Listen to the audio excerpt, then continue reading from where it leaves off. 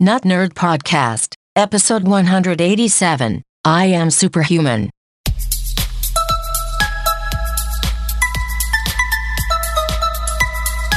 Welcome to the Notnerd Podcast. I'm Nate Heath, and we are here to help you tech better. We've got all kinds of stuff. We've got technology. We've got follow-up. Just fun to be had today.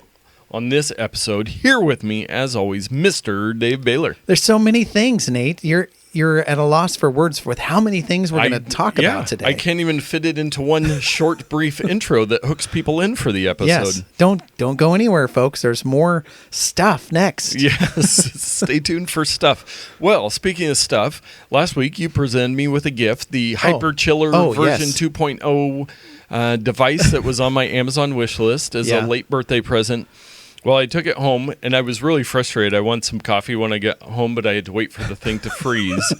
So the next day, I promptly, once it was frozen, put it right under the Keurig, brewed a hot cup of coffee, swirled it around for, I did probably about 90 seconds. Yeah. Seemed like it was doing it. You can taste it a little bit to see how cold it was. Poured it in my glass. Nice, cold iced coffee, and you don't have to put ice in there to then melt. That's the genius of it. It doesn't put melted ice water in your coffee. Yeah. And then I suppose, we talked about this a little bit, you probably just unscrew the lid, take the center column out, rinse it out, put the column back in and stick it back in the freezer. Is it that easy? It's even easier than that. Okay. What I usually do, because the way that it's set up, it's hard to explain on a podcast. But yeah, there's an outer ice cavity and an inner ice cavity.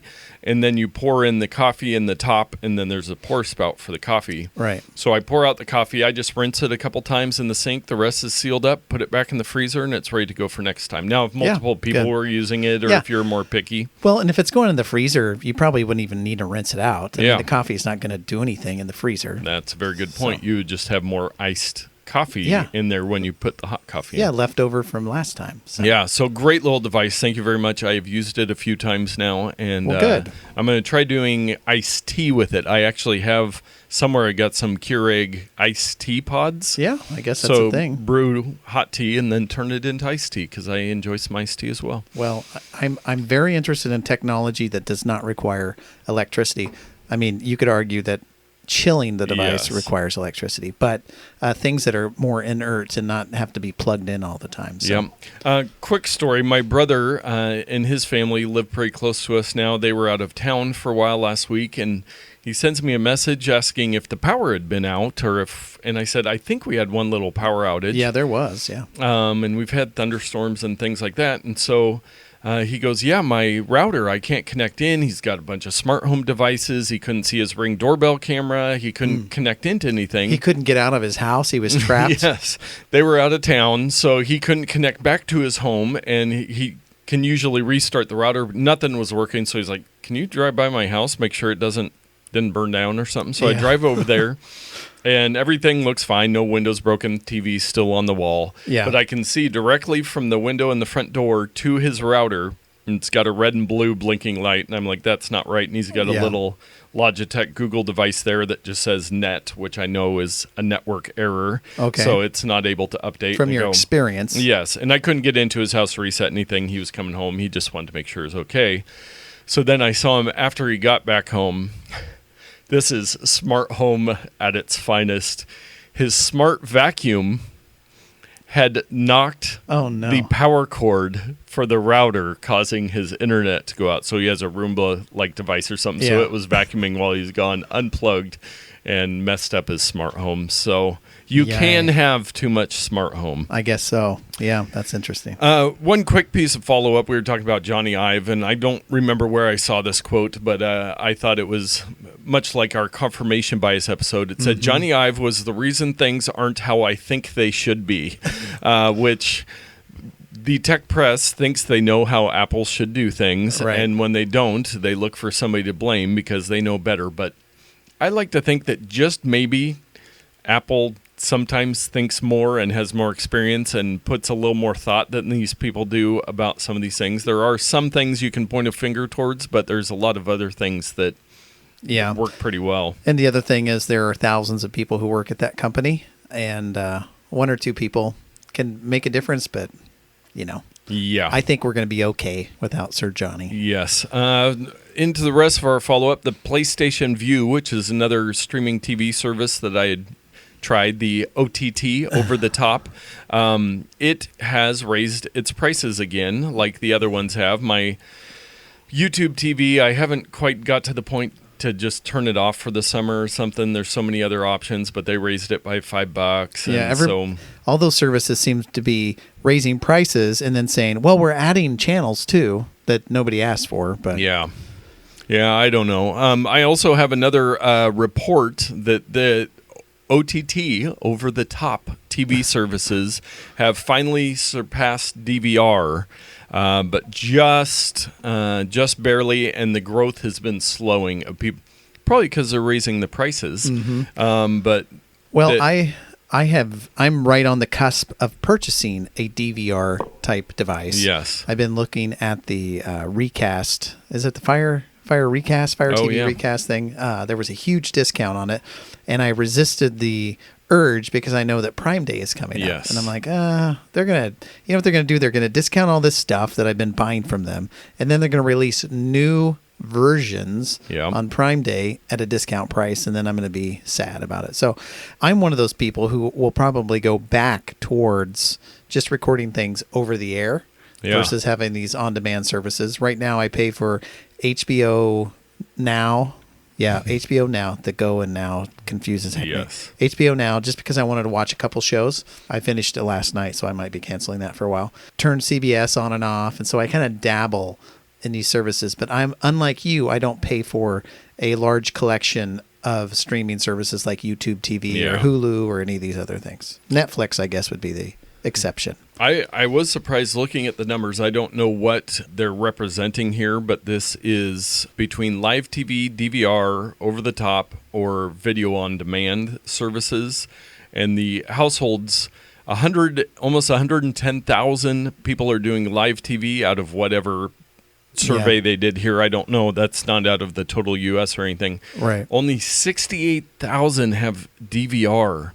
So that means there's 40,000 people that have live TV, probably cable service, but don't have a DVR. How do you guys live? Well, I don't know. I like to watch stuff online, so I don't.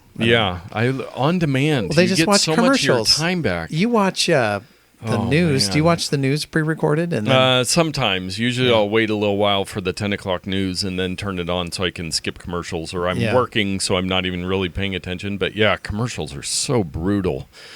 Airbnb, we've discussed Airbnb many times. They are offering their new Luxe tier of Airbnb. Now, surely this is something fancy with a name like Luxe. Yes. Airbnb Luxe went live Tuesday morning. This was a few weeks ago after long being teased with 2,000 new listings on Airbnb's website, offering guests a chance to stay in some of the world's most extravagant homes.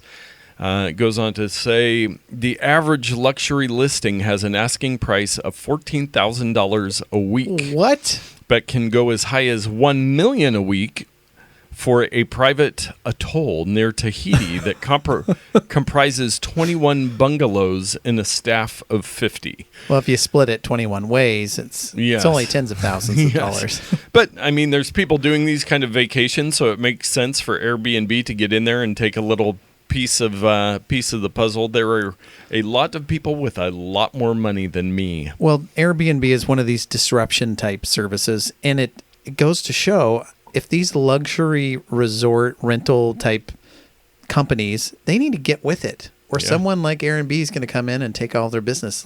With all that money they're receiving, why don't they have a good cohesive service that is better than Airbnb?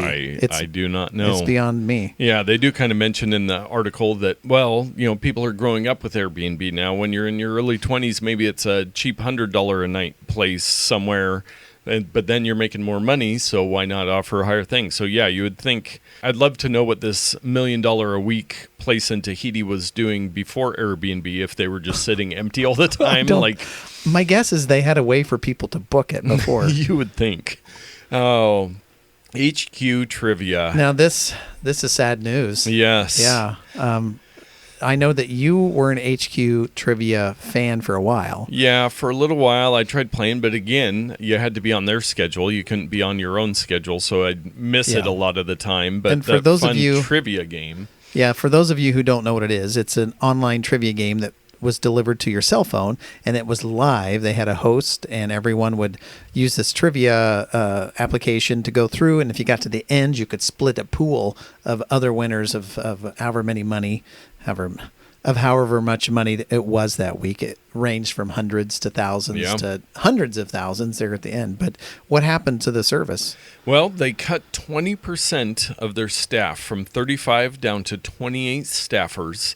And they're also planning, we might have mentioned this before, a $10 a month subscription with bigger prizes and more ways to win. They're done. There's got to be a group of people out there who are willing to spend $10 a month for a chance of winning a larger amount.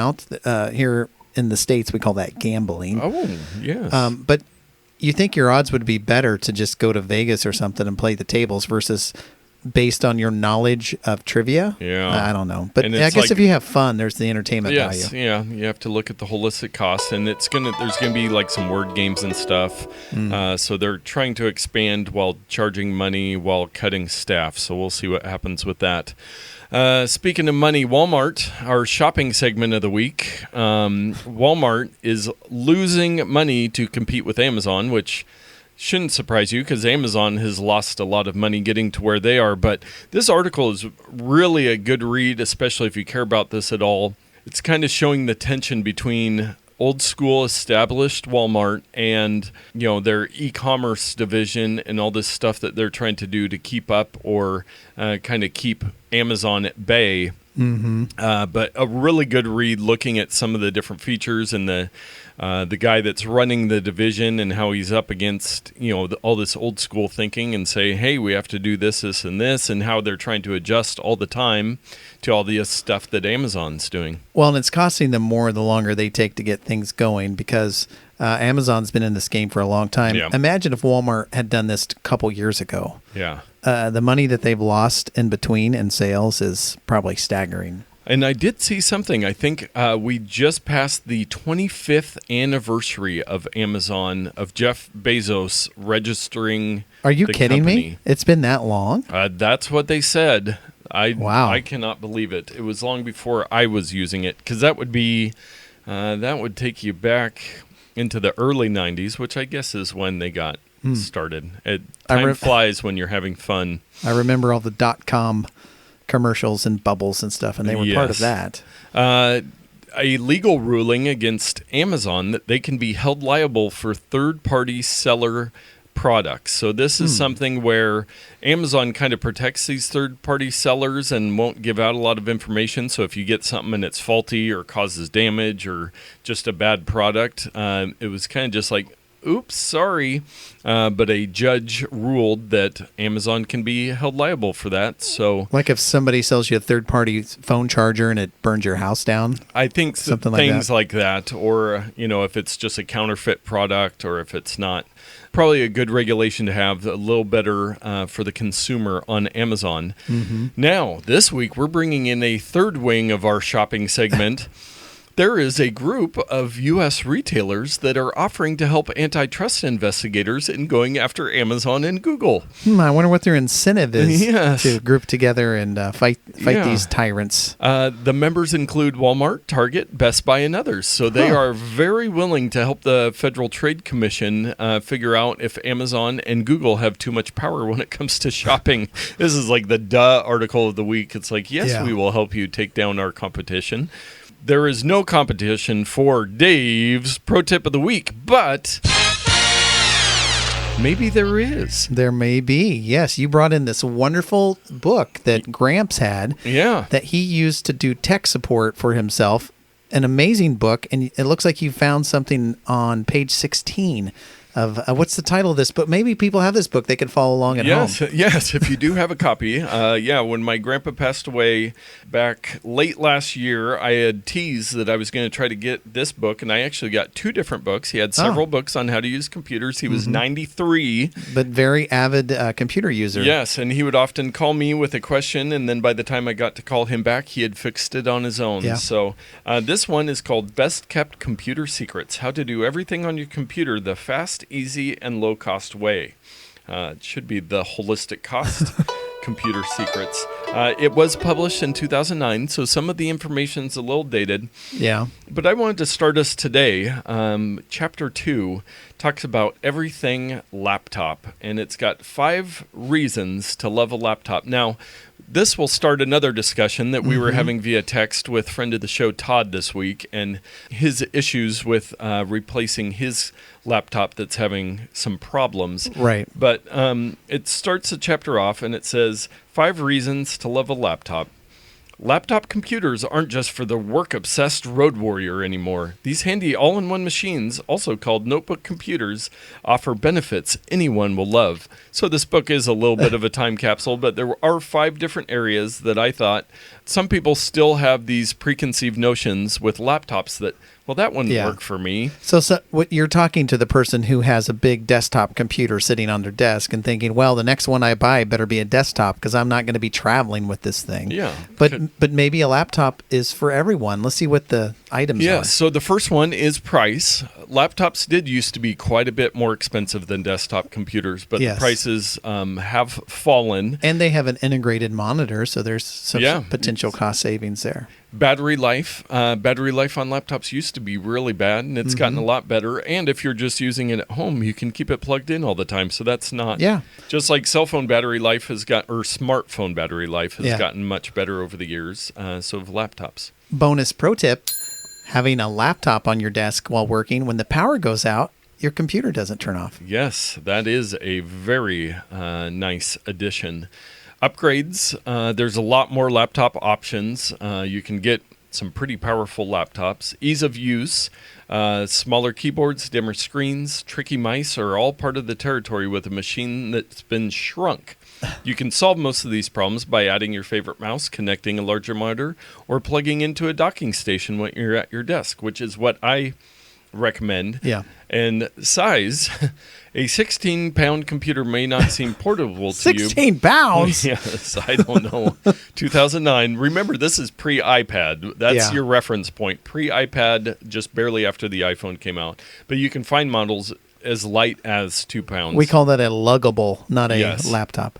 And I think for most people, a laptop probably is a great option. You can use it on the couch. You can hook it to a monitor. So this is a little bit more confirmation bias for me. But I think the portability, I've got a friend that's on vacation this week for the whole week. And there's some stuff that he needed to do at work. I helped them out at his business. And he had to ask me to do it, if I could do it for him, because he's got an iMac at work and an iMac at home, but he does not have an iMac in his car on their road trips. So, well, and maybe for work-life balance, that's a good thing. But yes, but he's still working through you, I guess. Yeah, yes. But yeah, so this book, that was just kind of an initial one. There's some much better tips that we'll get into, just to switch things up a little bit and let Dave stockpile some more pro tips of the week. Yes. Did we want to talk about Todd's laptop questions? Do we have the energy to get into the MacBook Pro and replacing an older model? Right. Well, to summarize, Todd was having some trouble with his laptop. The screen would just blank out. And not a good thing. No, and that could be caused by a variety of things. But he also noticed that when he plugged in an external monitor, it didn't turn that monitor on. So maybe it wasn't just a cable that connects your computer to your screen, because sometimes with all the bending and folding over time, they just wear out. So it seems to maybe be something a little bit deeper than that. But then there's the topic of what should I get next? Yes. Todd's a Mac guy, and was a little bit he's living a little bit outside of time, and he's moving into that is such a nice way to put it. The current Mac environment, which is one port to rule them all. That's the USB-C / Thunderbolt port for video, for data transfer, for connecting your mouse or an external hard drive, power, everything is through the one port. Well, that's quite different than the computer he has currently. I believe his current one is 5 or 6 years old. It's like a 2013 model, I believe. But it's got an SD card reader, and it's got a USB port on it, and it's got a power port, all these things that he's come to know and love over the years. And suddenly, faced with a computer with none of those ports, what do? Well, you have to buy an external device to connect all of these things, all your old devices, into this new machine. And it's a shocking kind of revelation for someone who's used a computer for the past 5 or 6 years, having to buy something new that doesn't have any of the old features that you're used to. So I feel his pain. You and I follow the industry, and so these are not a surprise to us. I mean, maybe a few years ago they were. But I can see his pain. Near the tail end of this conversation, I will say, if you're looking to purchase a newer model Macintosh computer and you're not wanting to fork over a lot of money or less money, then you should always look at Apple's refurbished listings. They offer current models and some of the previous models at a discount with a full 1-year warranty, and you can purchase extended warranties on their products as well if they're refurbished. That's generally as far as I recommend people go into buying used machines. Because then it just falls off quickly. You buy something from a third-party seller, it's usually pretty good, but maybe not as good as the Apple stuff. The case may have scratches in it. There's probably a reason why they're getting rid of it. And then someone on Craigslist, it's hit and miss. You could find an amazing deal for a great computer that's, a little old lady who didn't drive it hard type scenario where she just didn't want it anymore or upgraded. Or you could have the guy who is a young person who throws it around and drops it off of the table 3 times a week, and you get it home and it doesn't work for you and you're out the money. So it's you have to be brave to kind of go that route. So I think Todd's going to take it into the Apple Store to have them properly diagnose what the actual issue is, ascertain whether a repair is worth paying for or spending money on a new machine. But with new machine comes more dongles and accessories and learning curves, and so it's not an easy decision. I was thinking about it more because I'm actually looking forward to replacing my laptop soon, and am very aware of the changes. Wait, I got an idea. Give yours to Todd. Oh, there we go. Mine's a year newer than his, and I don't know if it'll last much longer than his. And I have a ton of cables and things that I plug into this all the time. But you've spent hundreds of dollars on accessories. Yeah, but I firmly believe I'm in the camp that I am ready to embrace the benefits of USB-C outweigh the negatives for me. I know I'll have to buy, but there's only so many dongles you need. You need one, good thing to be able to plug in some older USB cables, but really most of the time you're not having to plug a lot in. Like you had mentioned in our text thread, a lot of stuff's moving to Wi-Fi, cloud, where you can transfer files, AirDrop. So you're having to do a lot less of plugging stuff into your computers. Even me, who does a ton of IT stuff and tech stuff all the time, there's a lot less than I'm plugging into my laptop all the time. And the benefits of the increased speed with USB-C, the power, the efficiency, all of that stuff, I'm excited for it, but I can definitely understand how it'd be a big change after, I've had this style of laptop for 10 years, so I'm used to these things, but sometimes you have to change. Sometimes you just got to move on. Yep. And let's move on to our 5 takes of the week. The first one is, I've been hearing buzz about this. It's kind of a buzzed thing in the tech bubble right now. It's called Superhuman, and it's an email service. In this article, we might put a not news tag on this one, but the article is saying Superhuman email service is spying on you. Now, Dave, do you know much about this Superhuman? I've read, well, I am a superhuman, so yes. I mean, it's like my cousin. No, I've read this article and I've listened to a couple podcasts that talk about it. The overview is this service, if you sign up for it, you send all your emails through the Superhuman, it will put a tracking pixel on it. So for example, if I send you an email, it'll show me when you opened the email, which is a common thing. That's not new. But it'll also show me the location, and it'll show me every other time that you open the email. And it might even give me information about what device you used to open the email. So let's say I send it at 5 o'clock in the afternoon. You open it at 6 o'clock on your cell phone in Tualatin, Oregon.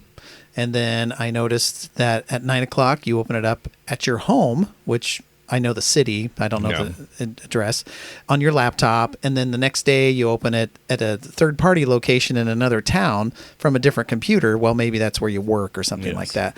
So it gives the sender the ability to somewhat track this person around. I don't think that's the intended consequence of this service. It was to just inform you if your email's been read. But you can think of all the nefarious ways that this technology could be used. Let's say you're a stalker and you send your favorites. This is techno panic. If you're a stalker of somebody, you're not going to send them emails and see when they open it. Well, he puts all these. But why wouldn't you? I mean, yeah, I don't know. I've got a couple things. So the Superhuman, none of us are going to use it because it costs you $30 a month, and it's supposedly this great email service. A this stalker is just would one pay little $30 a month. piece of it, but it's this overall, much like Gmail or Outlook or Yahoo or any other email service you use. Second thing is, there's free Chrome extensions to do this exact same thing. I've tested it out for clients and things where they're sending out a bunch of emails to people and they want to be able to make sure people are getting them. You can get this stuff for free. So this is just because there's all this buzz around Superhuman. Well, thanks for telling all the stalkers. Then. Yeah, I did. If you're going to stalk, you're going to find a way to stalk, and you're not going to pay $30 a month. You're going to go get a free Chrome extension. So I think it was a little bit, I don't know what MikeIndustries.com has against this Superhuman email service. It's a little knee-jerk, but I think the point of this article was nobody knew this was going on. It was done in a vacuum, and it's the I've heard this term used before, the frog in the boiling pot, where first we started doing the tracking pixels, and then we did this, and we did the location, and people are like, yeah, whatever, until we get to a point where we're at a surveillance state where there's no privacy whatsoever. And even your friends and family can sign up for a service that completely railroads your privacy options. Like you have no choice. Your only choice is to stop using email or turn off all pictures from automatically loading in your service. So it's the slow progression of the erosion of privacy that I think the industry is concerned about because they didn't even really know this was going on until recently. And it's like, well, thanks for letting us know. We had no idea we were being tracked this way. How many other things and how many other ways are we being tracked that we're not even aware of yet? So it's just something to think about. It goes to the same idea that you should never send anything or post anything online that you don't want anyone else to see, track, do whatever. Because once it leaves your computer, you don't know where it goes. Yeah, our security and privacy stories every week. Nothing is guaranteed to be safe, but I'm curious of this besides this one little piece of this email client or email service. I'm very interested because people are lining up. You have to wait months to get access to it, and then you pay $30 a month, which seems pretty extreme. What else is going on, huh? Yeah, what kind of great feature? How does it make email that much better that you're going to pay anything for it for most people, or 10 times what you're paying for it right now? I just don't see. This might be the last time we hear about Superhuman. Once people get in there and start looking around, going, well, this isn't. I waited in line for this. This party sucks. Speaking of parties, global podcast ad revenue set to pass $1 billion this year. Now that's a party I want to be a part of. Yes. So many other podcasts besides the Notnerd podcast. There are others? There are, just a few, have a lot of ads. And I think I was thinking about this the other day, podcast ads. There's a couple that I listen to where they are really jamming at the Adam Carolla and Dr. Drew. They do a daily podcast. It's about a 30-minute podcast. Okay. There is 5 minutes of ads at the beginning. They do several live reads during the beginning or during the episode where they're reading ads. And then at the end, there's 2 to 3 minutes of ads. So it's at least a third of the podcast is ads. And I'm just like, I mean, you can skip it, which is nice, but it's like this. If you were just starting to listen to this and didn't know to hit skip 20 times at the beginning, It's such a bad user experience. A terrible experience. Takes me back to the web.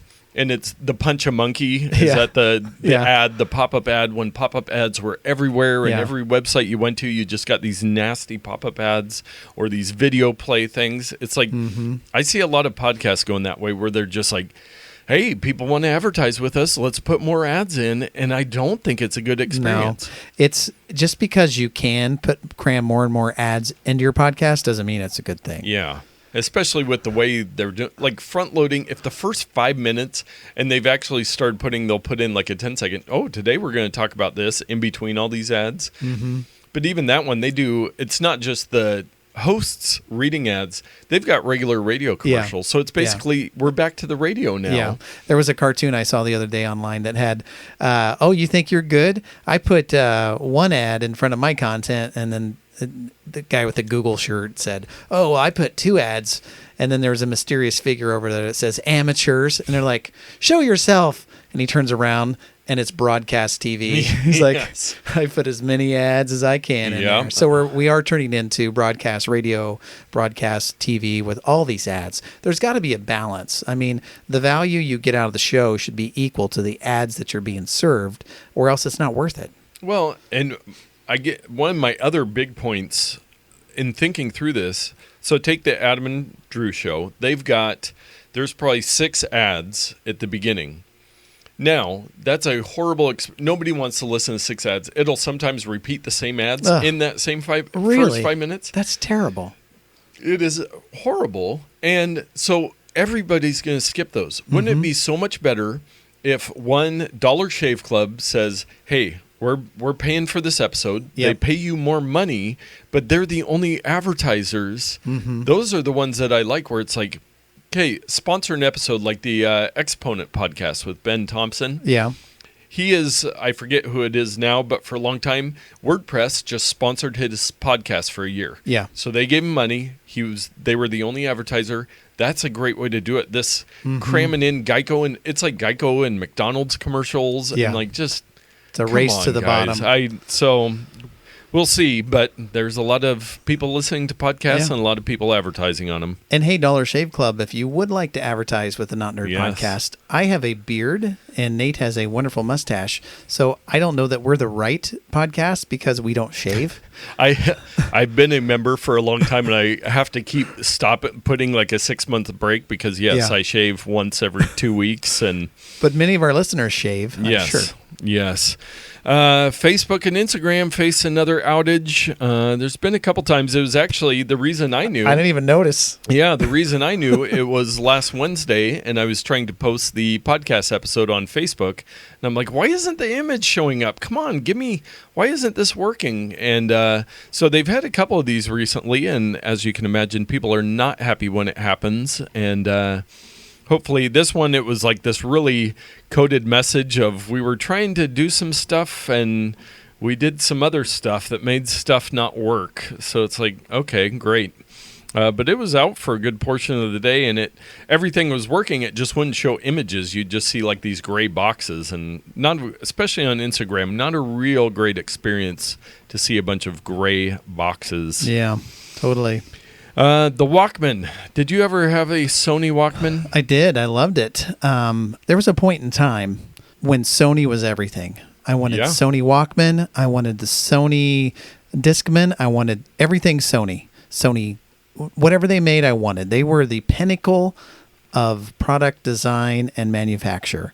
So I've had various Walkmans over the year, but I do believe at one point in time, I had a Sony Walkman. I know for sure I had the Discman, the Sony Discman. Yes. I saved up and bought the nice Sony Discman. So, well, the Walkman just turned 40. Well, I mean, I've never heard of this company. What is the Sony? 40 years ago. I didn't have a Sony one. I think I did later, but my first one, I've got a great picture. Hopefully I can find it for the show art. It was a Magnavox, and this thing was huge. It had like a shoulder strap. You couldn't hook this on a belt, and I was pretty young at the time. Yeah. Just this huge gray cassette player, which actually reminds me. You brought it. You bring it with you everywhere. friend of the show, Dylan, and his Yeah. Single File podcast, that since I have been on the show several times, he just released an episode on what, Dave? On a cassette tape, a single, it looks like. Single. Yes, he actually took his podcast and made a cassette out of one of the episodes. That's amazing because that's like his logo on his. Yeah, and he sent it out to his Patreons and some of the hosts that have been on there several times with a nice little letter, as you would do for your patrons on Patreon. Yeah, we should probably do that. But yeah, I thought that was pretty cool. I just got it today, so I threw it in my backpack and brought it along. That's really, really cool. The nice physical work, Dylan. release, Volume 1. Yeah, that's going to be a collector's item. Yes, I'm keeping that one in the plastic. Yeah, there's probably tens of people who would buy that on eBay. True. Another story, parents are hiring coaches to help them raise phone-free children. Now, phone-free children, I didn't finish my sentence there before I wanted to start talking about it. This should come as no surprise. Coaching, consulting, all of that stuff is very popular. And children using devices is very popular. But this is a story kind of talking about some of the things that parents are doing about how to do that. We hired a sleep consultant when our daughter was much younger, and we're trying to figure out how to get her to attempt to sleep through the night. And of course, this article is with the New York Times, so you can't even go look at it. But just an interesting topic. The initial thought is, oh, come on, parents. Why are you hiring a coach? Or just don't give your kids a phone. Yes. But as a parent of 2 children, I would say it's a little more complicated because children's social circles are based around text messaging and all these things these days. And it's true, you don't have to allow your kid to be part of that. But there can also be a detriment if they're not a part of that. Yes. Even the game Fortnite is somewhat of a social network where kids can chat and play, and they get made fun of if they're not has a certain skin or whatever they're playing. I mean, it's very nuanced and complicated, so it's not as easy as just turning it off and taking it away. Yeah. That sometimes can have greater consequences than maybe hiring a consultant. I don't know. Yeah. Well, and I think, people need help with stuff. That's why you listen to the Notnerd podcast, so you can learn about technology and how to use it better. And, That's true. People go to counseling. I'm a big supporter of counseling or therapy or having a consultant when you have, as long as you find somebody who is an expert and has some proven methods, if they can really help you get a better handle on this stuff, that could be very beneficial to you. Very true. Security and privacy stories of the week. There was an ad agency that leaked data on U.S. military veterans' combat injuries.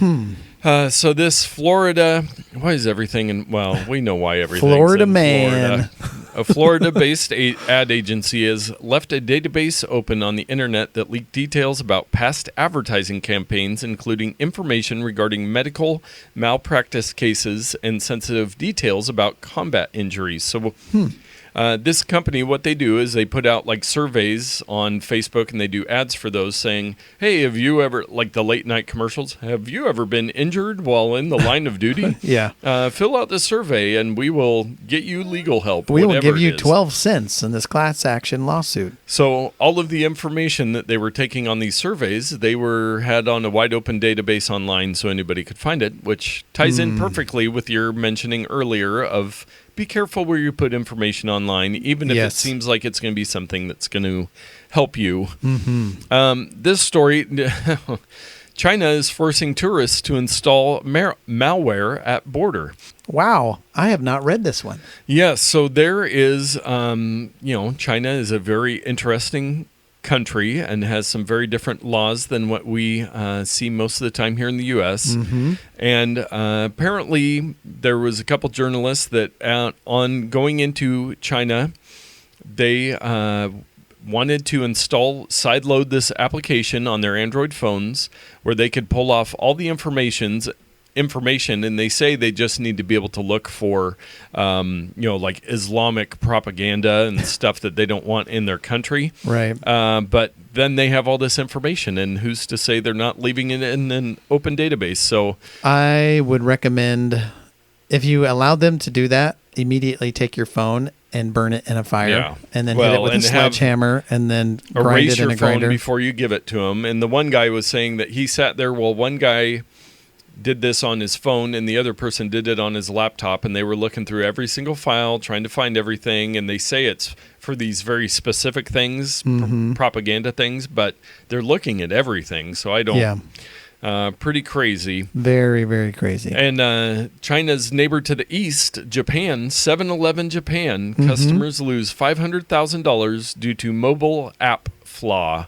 So this is confirmation bias for why Todd doesn't use the 7-Eleven app that he goes to there all the time. But they put out their 7-Eleven mobile app, and there was a password reset feature where it didn't really have any security on it. So anybody could reset somebody else's password and then just spend money at 7-Eleven for them. So that's pretty awesome. It's awesome for the person, yeah. Now, our bonus odd take of the week, Dave, you're going to be torn on this one. A drone swarm paints jumbo graffiti mural. Oh, you love drones and you hate graffiti. I hate graffiti. This is crazy. Now, I have not read this article. Is this sanctioned graffiti? Is this city street art? Yes. So this was a art piece, the Urban Flying Opera. Well, I would not call it graffiti then. Yes. So they collected a bunch of smaller illustrations, created this full wall thing, and then had a bunch of drones. You can watch a time lapse of it and some little GIFs that they have of it. Fascinating. Yeah, so it's kind of like those Intel ones at the Olympics that were flying around with the different lights, but really makes sense. I don't know why more people aren't doing drone graffiti. Well, those giant, huge ads that Apple or whoever puts on the side of a building or whatever? I can see this being the future. Yeah. You have 20 or 30 of these things programmed to a computer with different paint colors and say go. At least it could do the sketch so that the artist could come behind and fill it in. But and if you think on that scale, otherwise, high-rise window cleaning, why can't that be drones? Why do those guys have to hang off the side of the building? There's just a lot of different uses for drones. It's like a giant 3D printer. It's really cool. Yeah. So you can check out that article in the show notes. Technology, I tell you, is making our world better. Yes. We've talked before about the 3D printed houses where they take this big apparatus that can shoot out concrete and it goes across a predetermined space and makes the shell of this house complete with all the infrastructure it needs. It's like it's not all bad, folks. I've been trying to tell you this for years. There's some good things coming out of this technology stuff in the hive mind, as you may. Speaking of hive minds, it's time for our picks of the week. I have no idea how that is related to picks of the week at all. We're a two-man hive mind here.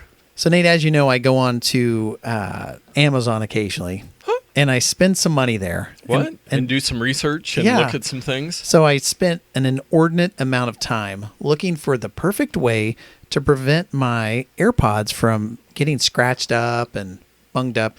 One of my favorite tricks of ruining your AirPods is to stick them in your shirt pocket, and then you lean over like concrete or, I don't know, a 30-foot stairwell or something, and they slip right out of your pocket and then fall to the floor and get scrapes all over them. And then just putting the AirPod case in and out of your pocket over time, there's little micro abrasions that happen, and your keys being in your pocket, knives, whatever it is, your once sharp objects. Shiny plastic device is now kind of a dull, less sexy thing. So I took it into my own hands to find a solution, and I've been looking at these for a long time, but you can buy little cases to put your case in. It's a case for an AirPod. I'm partial to the kind of brown saddle leather style. You can get any color, different materials and styles. I'm not a fan of like the silicone type things in your pocket because it gets stuck in there and it's just gross. This one is a leather case, and it's from iCarrier.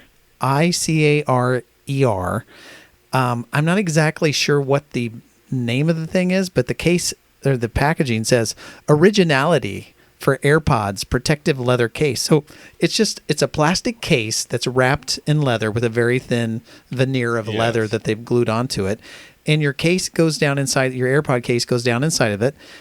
When you lift the lid, it rises up and down a little bit. That's a cool little which feature. Some people were complaining about, but if you know anything about physics, it kind of has to because of the hinge. It has to lift in order to. But anyway, I've had it for maybe a week or so. It works great. My inductive charger pad. I lay it on there. It still charges. Oh, wow. It doesn't prevent it from charging if you have the charging case, but it will keep it from getting scratched up. I don't know if it'll keep any more lint out of it than normal. Yeah. But I think overall, I'm very impressed. Now, a couple things as I handle this. I've noticed, have you been impacted by the increased size? I mean, you're probably looking at an eighth of an inch around, all the way around. So it makes it a little bit bigger. Do you notice that? I have not noticed it yet. I do not like bulky cases on my phone or anything like that. And I was a little concerned that it'd be too bulky. But as I thought more about it and as I looked at the competitors, they were all basically exactly the same. Yeah. There weren't any that were any thinner. So I decided to take a gamble on it. But it has not impacted me negatively in any way. It still fits in my pocket. It's slightly thicker. And the other thing I'm noticing as I inspect it is you lose the visibility on the second generation AirPods of seeing your charging light. Right. When you do have it open, you can kind of see the green in there, but right. I don't rely on the light really to tell me if things are working. I just trust that when I put it on the inductive charger that it's charging, and I can always go to the little shortcut on my phone or my iPad and if check it's it there. and it shows me what the charge status is on my phone, so I don't really care what the light is doing. Well, this is a very nice device. You're probably going to ask me. Yeah. Nate, what would you pay for such an item as the iCarrier genuine AirPods leather case, front LED not visible wireless charging cover for Apple AirPod 2 and 1 brown? They didn't say 1 and 2. It's 2 and 1. 2 and 1. I like this. I like the look of it. It does give it a nice, classy look. If you had a saddle brown case on your phone, it would look real great It'd in your match wallet. very nicely. All that stuff. I'm going to go $8.99. I wish that they were that inexpensive. It was a little higher. I had a credit or something on there, so I didn't mind too much. You can buy them right now, depending on the color. They come in a black, saddle brown, red, and then like a mocha, dark brown. Yes. And the running price is $16.69. Okay. This color is $16.67 for some reason. It's Wow. a few cents cheaper. Nice. When I bought it, I paid a total of $13.17 because there was a lightning deal that took $2.51 off in addition to a coupon. You know those little Amazon coupons you can clip? Got to keep your eye out. So I got it for a $3.51 discount, and that's why I pulled the trigger on it. My budget was kind of like $10 or $11, and I couldn't find one for that price. So when the lightning deal and coupon brought it down to $13.17, I decided to pull the trigger. So it may not be worth $16 or $17, but it certainly was worth $13 for me. Nice. Well, my pick of the week is something very similar as things tend to fall out of pockets. Now, for the last several iterations of the iPhone, I have just gotten the thinnest, blackest case I can for my iPhone, just something to give it some protection, but not going to take any extra bulk, especially with the XS Max.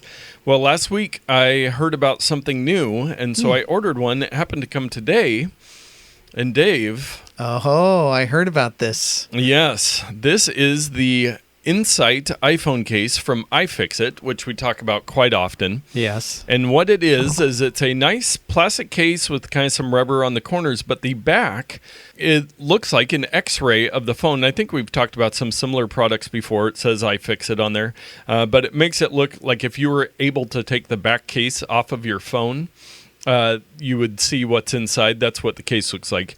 Very cool little That's thing. pretty cool. I was very curious what it was like. Yeah, and it's a little bulkier than I like it. It's got kind of the clear rubber on the sides and then the printed back. It's still very cool. So yeah. yes, it looks like you've taken a laser and cut around your phone and taken the back panel off, and you see all the inside, the battery, the camera module, all the antennas, and those type of things. So, and iFixit would know what that looks like because they're the ones that do all the teardowns and all the repair manuals and everything. Great website. But did you see how much these were, Dave? Do you remember? I'm guessing they were around $20. I can't remember exactly what they were. They are $9.99, which I was like instant buy, and then you get, and it's $5 shipping. But I figured $15 if I buy 2 iPhone cases a year. I think the other one I was using was about $7 on Amazon. So I thought it would be a fun little thing to get for myself. So I did one of those.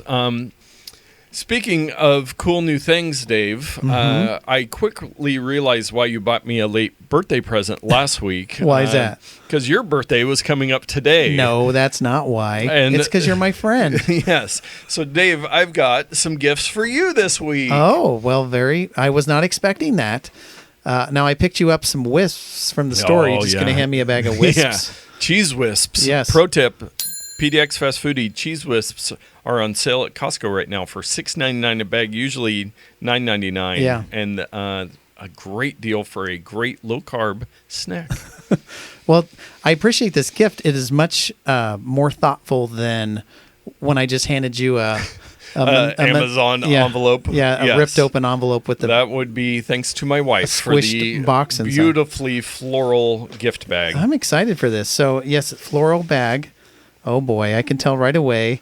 It is, there's more than one thing. Yes. Well, the first item is awesome. This is a Mario desk calendar, Super Mario. It's him on a field, and it looks like he's punching blocks, and the blocks are the calendar. Yeah. Well, that is very cool. It looks like it came from ThinkGeek. Yes. Remember a couple weeks ago, we were talking about them going out of business, so I went on there to see if there was anything good, and I said, I don't know when Dave's birthday is, but I bet you he would like this. And then this other item was kind of an impulse buy. I was at a store, and it was on sale. You might remember the game Battleship. Yes. This is a take on that, but a it's fecal version. Instead of ship, there's a different word, battle, SH asterisks TS. Yes. So extremely inappropriate, but I know that you love games and you love interesting knickknacks. So. Yes, we will definitely try this out at home. Yes. And the little pegs, instead of putting bullet marks, what are those? Looks to be smaller poos that, that stick on the larger so Battle Poo. This is you now have a travel version of Battle Poo. Well, thank you so much for the gifts. I will treasure them. I'll play the game. Happy birthday to you. Thank you. And the Mario calendar will live here among my other Mario-themed items here in my office. Yes, and since we've had so many great products to talk about this week, we're going to skip our Amazon purchase of the week, wrap up the episode. Make sure you check out the Notnerd YouTube channel. Follow us on social media for updates and information and all that good stuff there. Leave a review. Tell a friend about the podcast.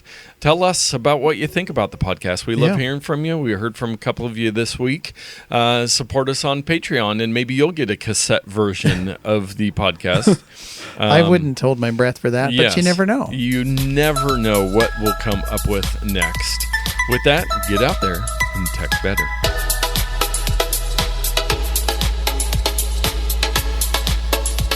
3, 2, 1. Oh, I got to tell you this. Sorry. When you do 3, 2, 1, do a longer pause. 3, 2, 1.